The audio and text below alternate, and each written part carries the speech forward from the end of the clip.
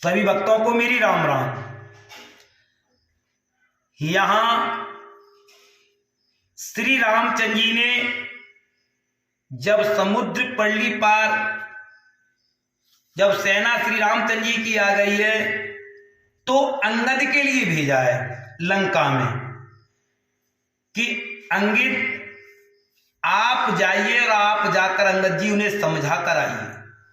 श्री रामचंद्र जी ने कहा कि आप जाइए वहां और जाकर उन्हें समझा कर आइए कि अब भी रावण हमारी बात मान जाए, हमारा प्रस्ताव मान जाए तो अच्छा है।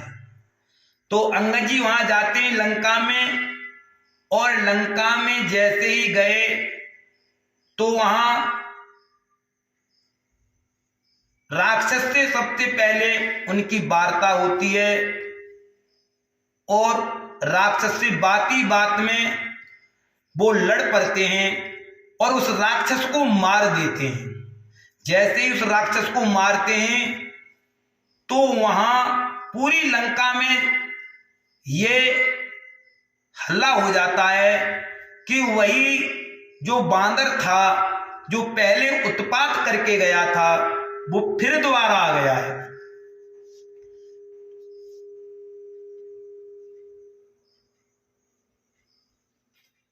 तो उन्होंने जाकर अपने आप अंगद के लिए सभी राक्षसों ने रावण का जो महल था उसे बता दिया कि रावण का महल इधर है। बिना पूछे गचे ही अंगद के लिए सभी राक्षस हाथ जोड़कर बोले कि भैया रावण का महल तो इधर है, हम पर तो अंगद जी दया कीजिए। यानी कि अंगद से सभी हाथ जोड़कर राक्षसों ने रावण का महल बता दिया बिना पूछे गछे। तो यहां अंगद जी दोबारा में क्यों भेजा, यह बात श्री रामचंद्र जी जानते थे कि अब अंगद का जो अक्षय कुमार से मृत्यु लिखी हुई थी, जो श्राप था उस मुनि का, वह अक्षय कुमार तो मारा गया। अब अंगद के लिए भेजा जाए क्योंकि अंगद के अंदर बाली के ही मुकाबले बल था, इसलिए वहां अंगद के लिए भेजा गया कि अब थोड़ा अंगद भी अपना वहां जाकर प्रताप दिखाएं। यानी कि भगवान राम की कृपा से जिस भक्त पर श्री रामचंद्र जी का हाथ हो तो वो तो अपना बल दिखाएगा। और वहां जैसे ही अंगद जी वहां जा रहे हैं तो इधर मंदोदरी जो रावण की पत्नी थी वह रावण को समझा रही है, जबकि रावण खुद ज्ञानवान है। उस ज्ञान वाले के लिए मंदोदरी समझा रही है कि हे पतिदेव अब भी मान जाओ, श्री रामचंद्र जी की जो आप पत्नी को हर लाए हो वह पत्नी नहीं मौत है तुम्हारी।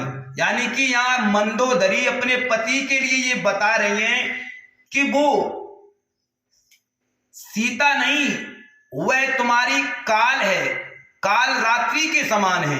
इसलिए उसे आप अब भी समय है कि हाथ जोड़कर उन्हें श्री रामचंद्र जी के यहां छोड़ आए।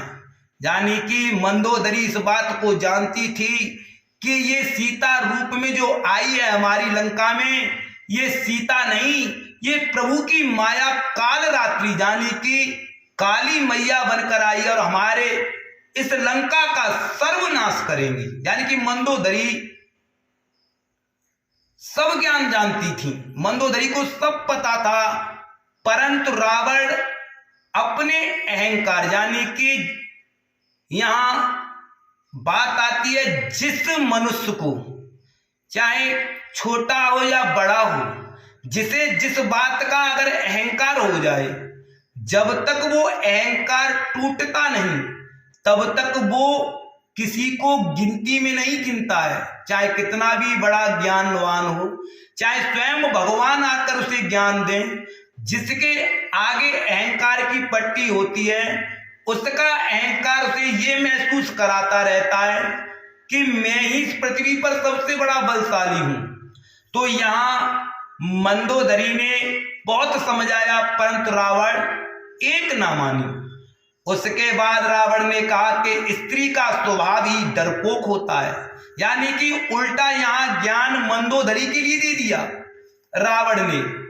जब उल्टा ज्ञान दे दिया तो मंदोदरी भी समझ गई कि विधाता मेरे पति के विपरीत है, इसलिए यह मेरी बात मानना नहीं चाहते। तो इधर क्या होता है, इधर जैसे ही रावण हंसकर कहता है कि भय ना करो, मैंने सारे तीनों लोकों पर कब्जा है मेरा, और तुम तीनों लोकों पर कब्जा जिस राक्षस का होता है, जिस राजा का होता है, उसकी पत्नी डर रही है, ये गलत है। यानी कि तुम्हें डरना नहीं चाहिए, क्योंकि आखिर मैं रावण हूं। उसे इसी बात का अपने आप पर अहंकार, अपने नाम के नाम पर अहंकार था। यही कारण रावण के लिए पतन की ओर ले जा रहा था। तो इधर जाकर यहां जैसी सभा में गया है तो वहां रावण ने सभी से सलाह पूछी है, यानी कि अपने मंत्री और सभी से सलाह पूछी। तो वहां सभी जितने भी मंत्री संतरी थे रावण के, तो उन्होंने रावण की मोह देखी बातें कही। जितने भी मंत्री संतरी थे उन्होंने रावण की मोह देखी बातें कही। अरे महाराज, किस बात की चिंता करते हो, आप तो त्रिलोक विजेता हो, और आपके सामने वो क्या है, जो मनुष्य और बांदर क्या चीज है। आप जानते ही हो ये तो हमारा भोजन है राक्षसों का, तो आप तो व्यर्थ इनका चिंता में डूबे हुए हो, आपको चिंता करने की कोई जरूरत नहीं है। तो यहां तुलसीदास जी ने बताया है, यहां तुलसीदास जी कह रहे हैं कि तीन अगर मनुष्य, यानी कि तीन व्यक्ति अगर पृथ्वी पर झूठ बोले, अगर ठगस्वाती यानी कि मोहदे की बातें करें, तो निश्चित बात है कि इन तीनों की ठगस्वाती बातें धर्म को खो देंगी और धर्म का नाश कर देंगी। एक तो वेद, दूसरे पर गुरु, और तीसरे पर जो राज्य का मंत्री होता है, जो सलाहकार होता है, ये अगर ठुकसुहाती बातें करते हैं तीनों के तीनों, एक गुरु और एक वैद्य और तीसरा जो राजा का मंत्री होता है, अगर ये मोहसुहाती बातें करें तो निश्चित बात है मनुष्य का धर्म वह नाश हो जाता है। यानी कि अगर ये तीनों के तीनों अगर मोह सुहाती हुई बातें करें, एक गुरु, दूसरा वैद्य और तीसरा सलाहकार, यानी कि राजा का मंत्री जो सलाहकार होता है, अगर ये मोह सुहाती बातें, मोह देखी बातें करें तो निश्चित बात है उस देश का, उस समाज का, उस परिवार का नाश हो जाता है। तो यहां तीनों के लिए बताया है, यानी कि तुलसीदास जी यहां बता रहे हैं कि ये तीन प्राणी इस पृथ्वी पर ऐसे हैं कि अगर ये मोहदे की बातें करें तो निश्चित समझ लीजिए कि आपको बचाने वाला स्वयं विधाता भी नहीं आएगा, अगर ये मोहदे की बातें करें। तो यहां बहुत ही अच्छी तुलसीदास जी ने अपनी यहां बात रखी है और समाज के लिए, मनुष्य के लिए समझाया है कि मनुष्य के लिए क्या धर्म और क्या अधर्म है। अब आगे जैसे ही रावण पूछता है तो वहां पूछते पूछते विभीषण जी भी सभा में बैठे हुए हैं, तो विभीषण जी के पास बोले कि भाई तू भी बता, छोटा भाई है, तेरा क्या सोचना है, तू भी अपनी सोच बता क्या है। विभीषण से जैसे ही उनका मत पूछा गया, उनकी बात पूछी गई, तो विभीषण ने तो भगवान के भक्त थे, परमपिता परमेश्वर के भगवान का भजन करते थे, तो उन्होंने स्पष्ट जो थी वह बात अपने भाई को जो हित करने वाली थी उस बात को रखा कि भाई आप बहुत गलत रास्ते पर जा रहे हो, क्योंकि यहां आपका पतन तो होना ही होना है, परंतु अब भी समय है कि आप जाकर सीता माता को लौटा आए, यानी कि प्रभु श्री रामचंद्र जी के शिविर में अगर सीता जी के लिए लौटा दें तो आप भी कई युगों तक राज्य करेंगे। और आपका धर्म भी बना रहेगा और आपका यश भी बना रहेगा अगर आप माता सीता को लौटा आए।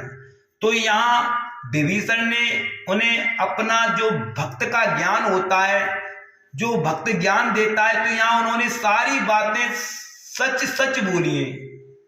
उन्होंने कहा कि चाहे कितना भी अच्छा विद्वान क्यों ना हो, कितना भी ज्ञान बांटने वाला, प्रवचन देने वाला क्यों ना हो, उस पर ज्ञान की चाहे समुद्र जैसी थाह क्यों ना हो उसके ज्ञान की, परंतु उसके थोड़े से लोभ में जो ज्ञान देता है, जो प्रवचन देता है, जो अपने आप को जो अच्छा समझता है और गुणवान और समाज में जिसकी गिनती मान मर्यादा रखता है, अगर उस व्यक्ति के लिए थोड़ा लोभ हो जाए तो उसका ज्ञान चाहे कितना भी बड़ा ज्ञानी हो, उसका ज्ञान वहां मिट जाता है, नष्ट हो जाता है। समाज के लोग उसे लोभी कहकर उसका कह देते हैं कि ज्ञान वेशक है, परंतु इसके ज्ञान का कोई महत्व नहीं है, क्योंकि वो अपने लोभ के कारण उसका ज्ञान और सम्मान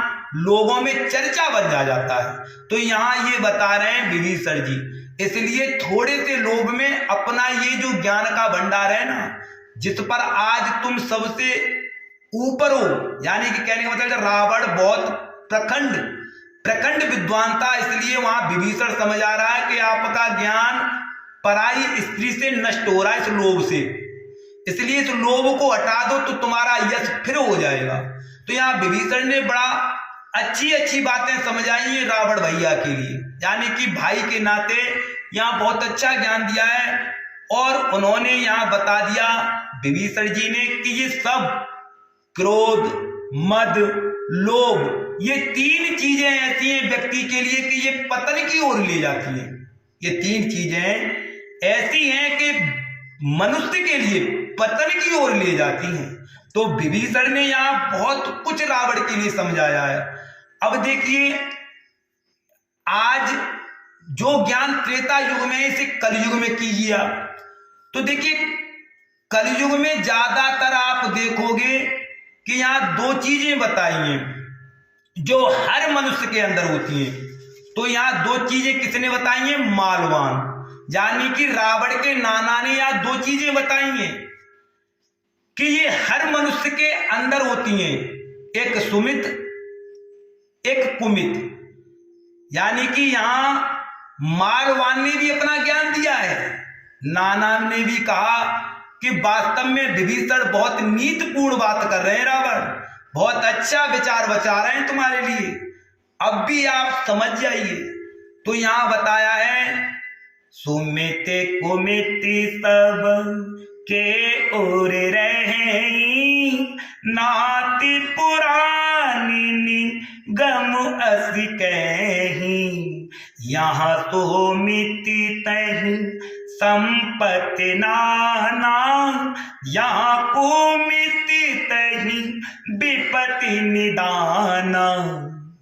यानी कि कहने का मतलब ये है कि यहाँ मालवान ने बताया कि हर मनुष्य के अंदर हृदय में एक सुमित होती है, एक कुमित होती है, यानी कि एक सज्जनता होती है, एक दुष्टपन होता है। अब ये मनुष्य के ऊपर है कि आप दुष्टता के जीवन को जीते हैं या सज्जनता के जीवन को जीते हैं। यहाँ मालवान ने बहुत अच्छी बात बताई है हर मनुष्य के लिए। तो यहाँ अब आप कलयुग में आ जाएं तो सबसे ज्यादा इस समय कलयुग में हर हृदय में सुमित तो कम है, यानी कि सज्जनता तो कम है, परंतु कुमित का भंडार भरा हुआ है अगर कलयुग में आ जाएं। अब देखिए कलयुग में कुमित का भंडार कैसे भरा हुआ है कि हर प्राणी, हर मनुष्य जिस जीविका के लिए, जिस भौतिक सुख के लिए हर समय प्रयास करता रहता है कि मैं अच्छा खाऊं, मैं अच्छा पहनूं, हर मनुष्य की ये तमन्ना होती है। तो ऐसे ही यहाँ कलयुग में जो आज के ज्ञानी, जो संत हैं, जो आज के ज्ञानी और संत हैं, वह आज यही आडंबर कर रहे हैं। उनके अंदर इतनी कुमित भर गई है कि आज एक दूसरे को समाज में प्रतिष्ठित करने के लिए, समाज में अपने आप को प्रतिष्ठित करने के लिए एक ज्ञानी दूसरे ज्ञानी को अपने समान नहीं समझता।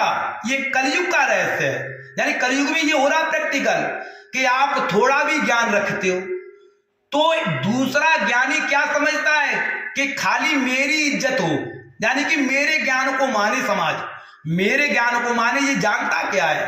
ये तो कल्पसों का छोटा सा बालक है। तो एक ज्ञानवान इंसान अपने ज्ञान को ही अकेला मान रखता है, यानी कि अपना मान देखता है। ये आजकल के ज्ञानियों की बात है, जो आजकल कलयुग में जो ज्ञानी है, जो ज्ञान रखते हैं, तो वो क्या सोचते हैं कि समाज में ये क्या जानता है मेरे मुकाबले, मैं बहुत बड़ा ज्ञानी हूं। तो ये ज्ञानियों की खासियत है कि ज्ञानी अपना मान चाहता है अकेला। ये ज्ञानी जो होते हैं, जो अपने आप में ज्ञान रखते हैं, वो अपना मान चाहता है कि समाज में मेरा मान रहे, इसका मान ना रहे, यानी कि अगले को छोटा ज्ञानवान तुच्छ समझता है और अपने आप को सबसे बड़ा ज्ञानवान समझता है। तो यहाँ कुमित को रखे पड़ा है। एक ज्ञानवान व्यक्ति भी कुमित को, यानी कि अपने अहंकार में उस कुमित को धारण किया है, यानी धारण किए हुए रखा है। तो यहां बता रहे हैं कि सुमित।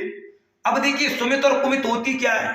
देखिए सुमित तो होती है कि आप सज्जनता से जियोगे और किसी चीज को पाप में समझोगे, यानी कि किसी अधर्म काम को नहीं करोगे, क्योंकि अधर्म के काम में आप पाप समझोगे। जो धर्म का रास्ता पकड़े हुए होता है वह मनुष्य अधर्मी का काम नहीं करता, अधर्म वाला काम नहीं करता, क्योंकि उसे ये मालूम होता है कि इस अधर्म काम करने से मुझे बहुत बड़ा इसका भुगतान करना पड़ेगा। इसलिए धर्मात्मा कभी भी कुमित वाला काम नहीं करता। और कुमित वाला व्यक्ति हर कर्म को करता है, जो भी कर्म मिलता है उल्टा सीधा सब करता है, क्योंकि उसके अंदर कुमित है। तो कुमित क्या कराती है?